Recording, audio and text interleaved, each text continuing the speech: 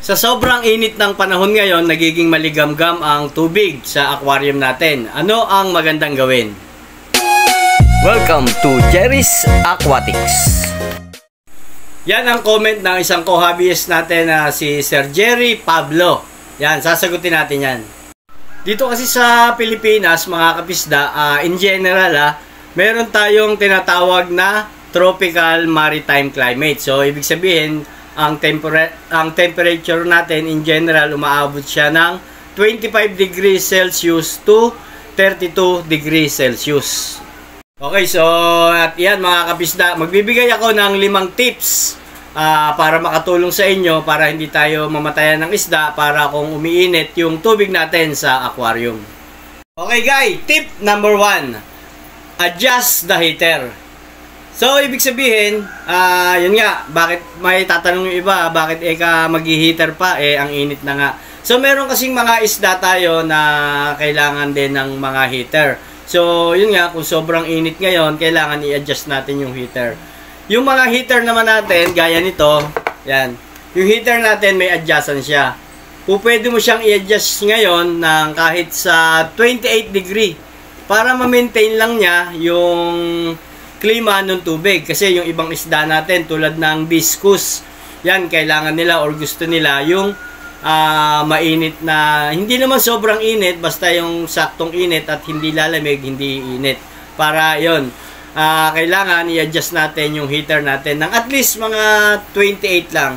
Meron kasing mga number yan yung heater natin. So yun nga, gaya nga nito, may adjustan siya, ilagay mo lang sa 28.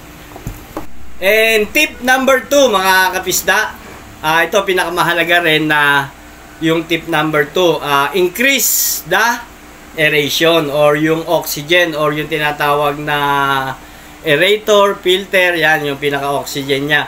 Kailangan lalakasan natin yon para at least mas maganda yung galaw ng tubig, malakas yung galaw ng tubig, nakakapagpababa nung temperature, nung init, nung aquarium natin. Kaya dapat lalakasan natin or i-increase natin yung buga nung aerator natin or yung pinaka pump.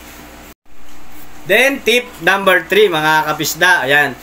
Pwede rin tayo maglagay ng cooling pan, yung kagaya nito. Meron ako ditong ginagamit na cooling pan, yan. Kumbaga pag may cooling pan tayo, nababawasan yung init nung tubig natin, nakakatulong din siya sa pagpapababa nung temperature ng tubig natin.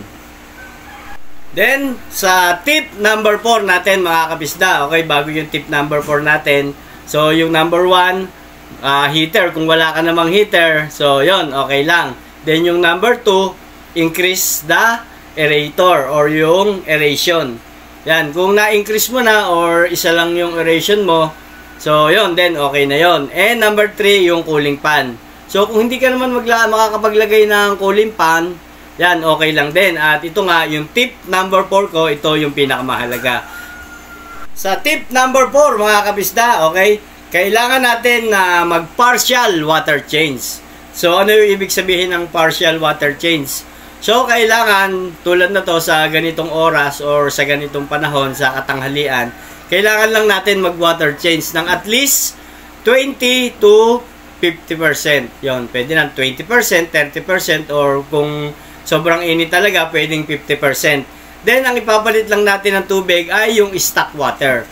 So, wag tayo maglalagay or magpapalit ng tubig galing sa tap water kasi merong chlorine yon.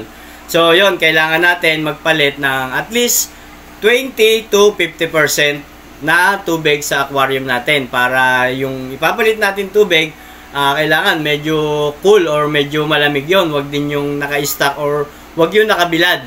So yon, partial water change. Then sa tip number 5 ko naman mga kapisda, ang ibibigay ko lang sa inyo na tip number 5 ay lagi nyong i-monitor yung temperature.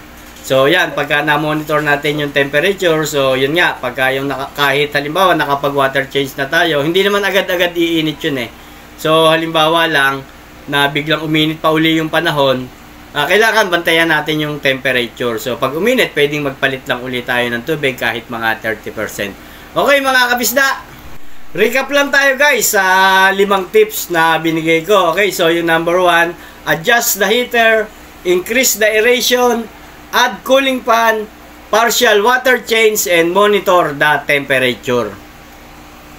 Okay, so yan lang mga kabisda yung maibibigay ko sa inyo ngayon na tips. Sana nakatulong at sana wag ka na rin mamatayan ng isda.